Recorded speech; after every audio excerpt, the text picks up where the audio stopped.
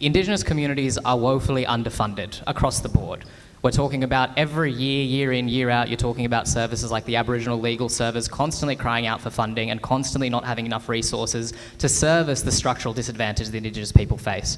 There are reports that already exist now where billions of dollars, I think it was about $4.4 billion, are estimated to bridge the health gap between Indigenous and non-Indigenous Australians. So at the very premise of the question about what we're talking about in terms of actually spending a lot of money on Indigenous Australians, the reality is we don't. And we're not actually using that money effectively as a result.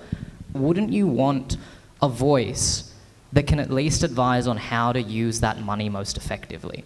Wouldn't you want your taxpayer money to be used by people who understand and know the issues in those communities so that those millions and millions of dollars that we're referring to can actually be used to have an impact? If the impact is not being felt today, it means that what we're doing right now isn't working, which means that we do need something to be that circuit breaker to at least, at the very least, advise on what that money should go towards. And it will be a very sad day for Australia if we are fearful of advice. Authorised by Rosanna Barbaro, Addison Road Community Organisation, Marrickville.